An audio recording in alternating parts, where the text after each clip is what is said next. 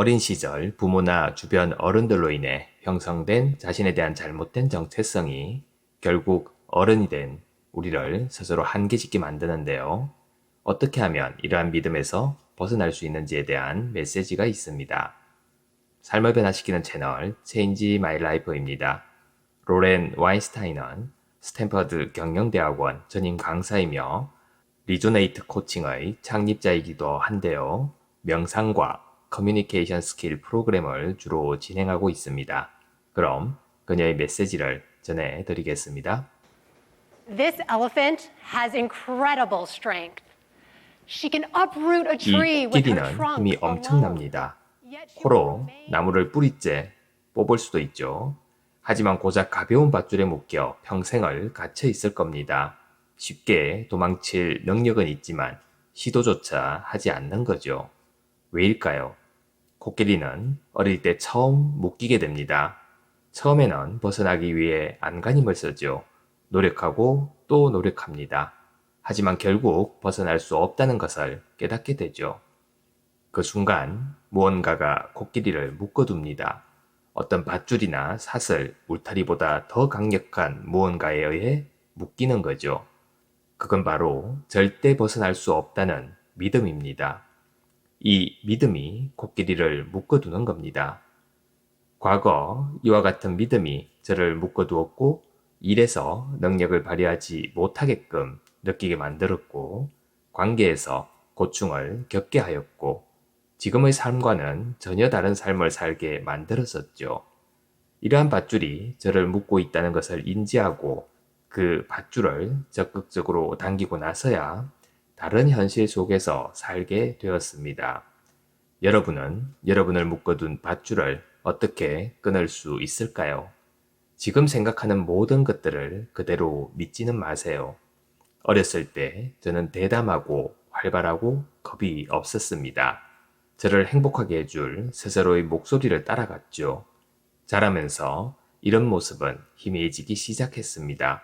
활기는 소심함으로, 리더십은 수능으로, 대담함은 두려움으로 바뀌었죠. 어린 시절이 끝나고 난 뒤에 이런 밧줄에 얽매이지 않는 사람은 없을 거라고 생각합니다. 저희 엄마는 저에게 완벽한 삶을 주겠다고 결심한 사람이었습니다. 사랑과 좋은 의도로 무장한 채 제가 완벽해질 수 있도록 모든 것들을 해주었죠. 수학여행을 가려고 배낭을 꾸릴 때면 엄마는 짐을 푼 다음 더 완벽하게 짐을 다시 싸주었습니다. 학교 미술축제를 제출할 준비를 마쳤을 때면 엄마는 더 나은 그림을 만들려고 그 위에 직접 붓칠을 하였죠. 나중에는 제가 선택한 남자친구나 아파트가 마음에 안 든다는 얘기까지 하였습니다. 엄마는 그저 제가 최고의 것들을 갖길 원했을 뿐이지만 저는 어떤 게 저에게 좋은지 더 이상 판단하지 못하는 사람으로 변해갔죠. 저를 묶어두는 무의식적인 밧줄이 형성된 겁니다. 학교에서 저는 눈에 띄는 것보다 사람들 사이에 섞이는 게 중요하다고 믿게 되었습니다. 난 잘하지 못해. 목소리를 내지 마. 눈에 띄지 마. 실패를 두려워해. 이러한 것들이 바로 저의 밧줄이었습니다. 이건 아마도 저만의 얘기는 아닐 겁니다. 코끼리처럼 우리 모두 어린 시절에 몇 가지를 배우게 되죠. 진실이 아닌 것들을요. 적어도 더 이상은 진실이 아닌 것들이죠. 하지만 우리는 여전히 그것이 진실인 양 믿으며 살아갑니다. 여러분이 나는 좋은 사람이 아닌 것 같고 혼자이고 나를 원하는 사람이 없고 사랑받지 못한다고 투명한 인간 같고 무력하고 어울리지 못한다고 느낀 적이 있다면 이것들이 여러분의 밧줄입니다. 만약 스스로나 타인을 믿을 수 없고 목소리를 내거나 나설 수 없고 도움을 청하거나 타인에게 마음을 열지 못하고 있는 그대로의 모습으로 받아들여지지 못할 거라고 느낀 적이 있다면 이것들 역시 여러분의 밧줄입니다. 이런 밧줄이 여러분을 묶어두고 있는 거죠. 수십 년간의 사회심리학 연구가 이를 입증합니다.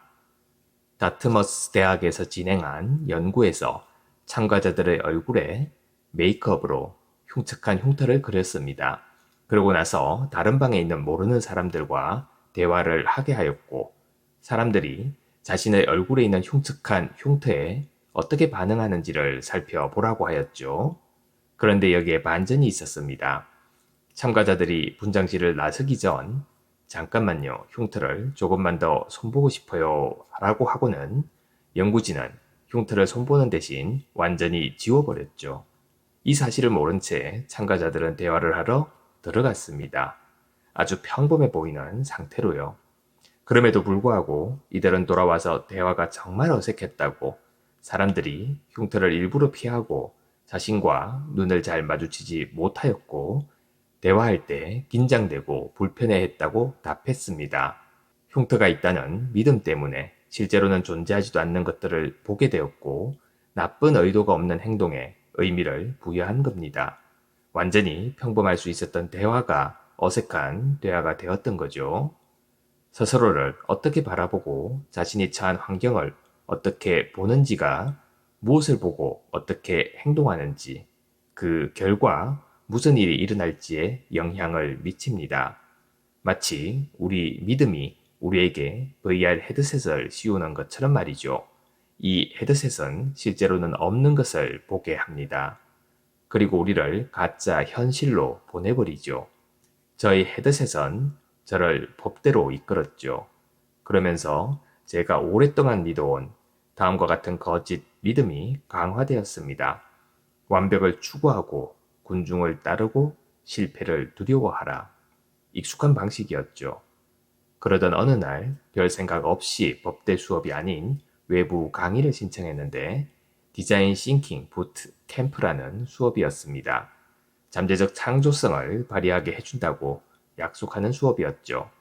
혁신적인 제품과 경험을 디자인해야 했고 더 정확히 말하면 저를 묶고 있던 밧줄 하나하나를 당겨야만 했습니다. 스스로의 목소리를 믿어야 하였죠. 혁신에 있어서는 단어의 정의가 말해주듯 답을 찾아줄 사람이 아무도 없기 때문입니다. 안전지대 밖으로 나가야만 하였죠. 왜냐하면 혁신은 안전한 범위에서는 나오지 않으니까요. 그리고 아마 이게 가장 중요한 점일 텐데요. 기꺼이 실패할 준비를 해야 했습니다. 기꺼이 완벽하지 않을 준비도 해야 했죠. 수많은 실패를 하고 나서야 최고의 디자인이 나왔습니다. 제대로 하고 싶다면 우선 틀리게 할 준비를 해야 했던 겁니다. 처음엔 이 수업이 정말 힘들었습니다. 왜냐하면 제가 성공하도록 도와줄 모든 것들이 오랫동안 하지 말아야 한다고 믿었던 것들이었기 때문이죠. 마침내 그들의 미친 방식에 항복했고 이후로 아주 놀라운 일이 일어났습니다.